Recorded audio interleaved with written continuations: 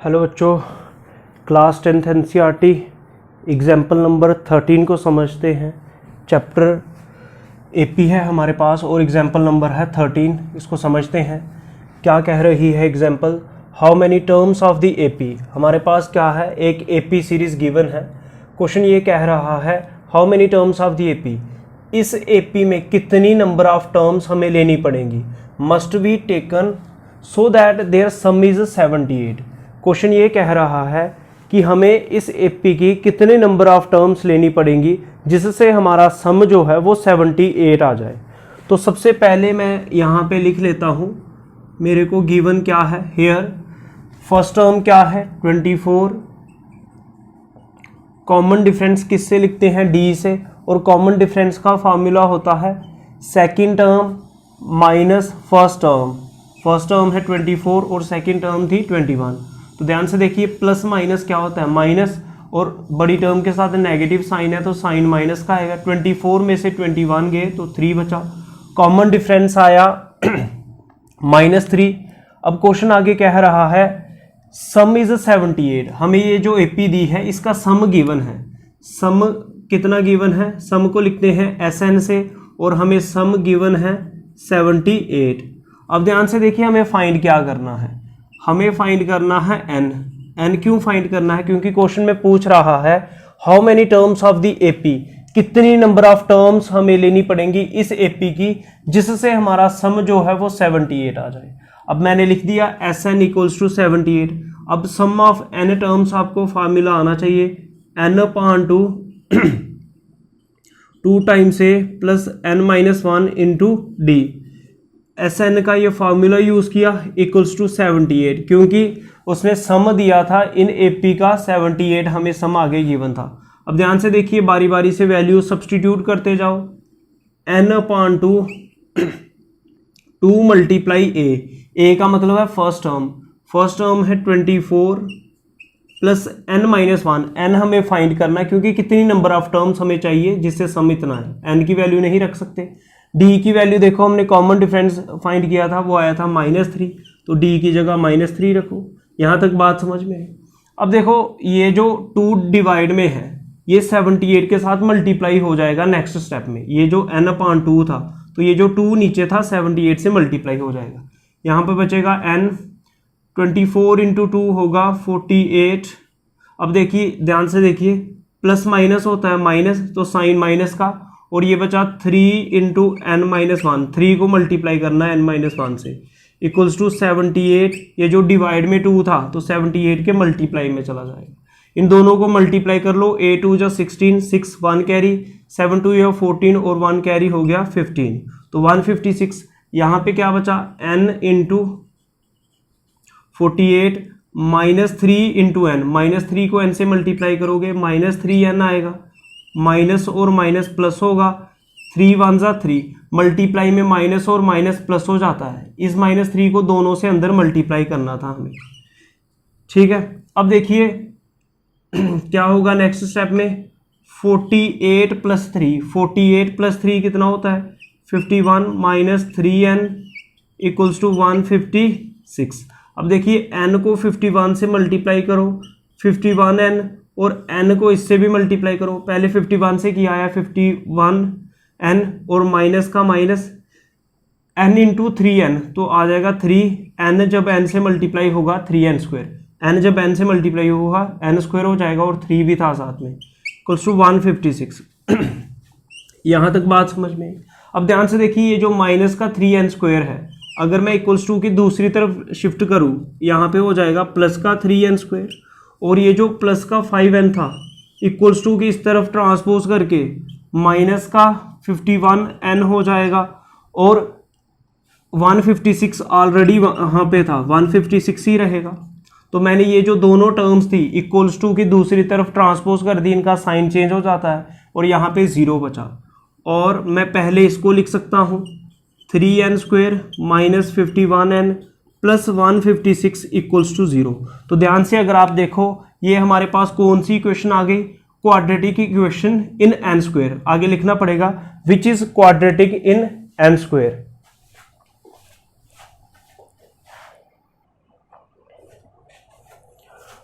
बच्चों अब हम करेंगे क्वाड्रेटिक इक्वेशन के रूट्स फाइंड करेंगे। देखो ये क्वाड्रेटिक इक्वेशन है एन स्क्वायर, तो किसी भी क्वाड्रेटिक इक्वेशन को कैसे सॉल्व किया जाता है ध्यान से देखिए। हमें मिडिल टर्म को देखना है, मिडिल टर्म को देखना है, फर्स्ट और थर्ड को छोड़ दो, मिडिल टर्म देखनी है, कितनी है -51n। तो मेरे को सम ऐसे स्प्लिट करना है इसको कि सम करके कितना आए -51n आए, ठीक है, और प्रोडक्ट करके, प्रोडक्ट मतलब मल्टीप्लाई, प्रोडक्ट करके कितना है जितना फर्स्ट टर्म और लास्ट टर्म को मल्टीप्लाई करके आएगा, इन दोनों को मल्टीप्लाई करो, ठीक है। एक तरीका ये रहेगा, लेकिन देखो अगर मैं 156 को 3 से मल्टीप्लाई करूंगा तो ये काफी बड़ा नंबर बन जाएगा। तो मैं क्या करता हूं, देखता हूं क्या कुछ कॉमन आ रहा है या कुछ कैंसिल हो रहा है। तो अगर कैंसिल होता है तो मैं कैंसिल भी कर सकता हूं, ठीक है। तो हम कैंसिल कर लेते हैं, ये भी ठीक था, इससे भी हो जाएगा। लेकिन अगर आप ध्यान से देखिए, ध्यान से देखिए 3 कॉमन आ रहा है सभी से, तो मैं अगर 3 को कॉमन ले लूं, देखो 3 कॉमन आ गया बाहर, तो यहाँ पे n स्क्वायर बचेगा। तो देखो 3 के टेबल में 51 आता है, देखो 3 1 जा 3, 2 और 1 3 7 जा 21, मतलब 3 17 जा होता है 51 प्लस 3 5 जा 15 और 3 2 जा 6। बात समझ में आई? अगर नहीं भी आई कोई बात नहीं, देखो 3 को n स्क्वायर से मल्टीप्लाई करो 3n स्क्वायर आएगा, 3 को 17 से मल्टीप्लाई करो 51 आएगा, 3 को 52 से मल्टीप्लाई करो आपका 156 आएगा। जिस बच्चे को इस तरह से समझ नहीं आया वो इन सभी को 3 से डिवाइड करके भी कर सकता है। तो नेक्स्ट स्टेप में क्या होगा, ये जो 3 इस पूरी टर्म के साथ मल्टीप्लाई में है, 0 के डिवाइड में चला जाएगा 3। जब 0 के डिवाइड में 3 जाएगा तो 0 के डिवाइड में अगर 3 चला जाएगा, यहाँ से 3 को कैंसिल कर देंगे तो 0/3 कितना होगा, फिर से 0 आ जाएगा।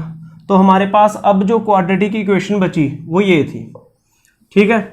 अब देखो ये छोटी टर्म पड़ गई, तो सम कितना चाहिए मेरे को, मिडिल वाली टर्म को देखना होता है। सम चाहिए -17n और प्रोडक्ट करके कितना चाहिए, फर्स्ट और लास्ट को मल्टीप्लाई करो, n स्क्वायर मल्टीप्लाई कितना 52, तो ये आपका बनेगा 52n स्क्वायर।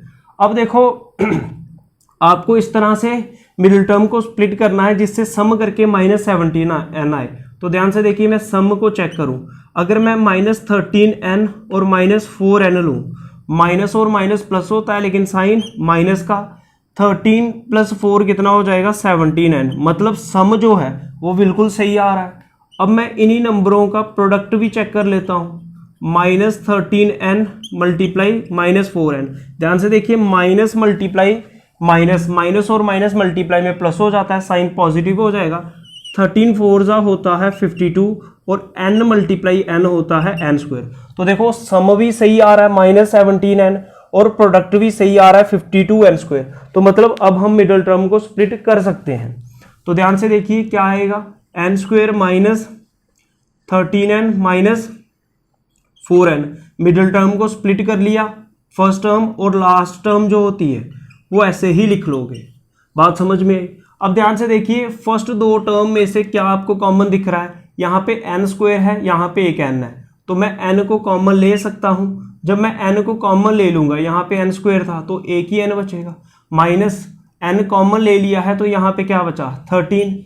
जिस बच्चे को कॉमन लेना नहीं आता वो सिंपली अगर इसको मल्टीप्लाई करो, देखो n into n, n square n into 13 तो 13n, बीच में माइनस का साइन था तो माइनस, मल्टीप्लाई करके वापिस ऊपर वाली टर्म ही बननी चाहिए। अब देखो ब्रैकेट में यहाँ पे जो n-13 बचा, यहाँ पर भी n-13 ही बचेगा। देखो कैसे, आपको इस तरह से कॉमन लेना है, जो चीज़ इधर बची है वही यहाँ पे आएगी। देखो अगर मैं -4 को कॉमन लूँ, ध्यान से सुनो, -4 को कॉमन लूँ यहाँ पे n बचेगा, ठीक है, -4 को कॉमन ले लूँ तो यहाँ पे n बचेगा। अब माइनस भी आपने साइन कॉमन लिया है, यहाँ पे प्लस था तो माइनस बाहर आ जाएगा।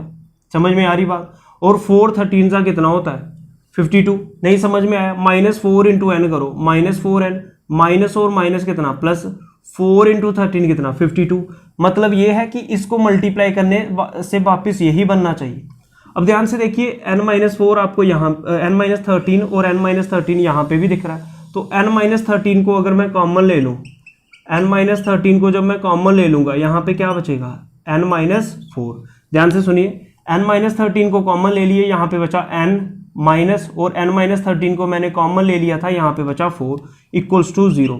अब देखो दो फैक्टर का प्रोडक्ट 0 आ रहा है, तो आइदर फर्स्ट वाला फैक्टर जो है n माइनस 13 इक्वल्स टू 0 होगा और n माइनस 4 इक्वल्स टू 0 होगा।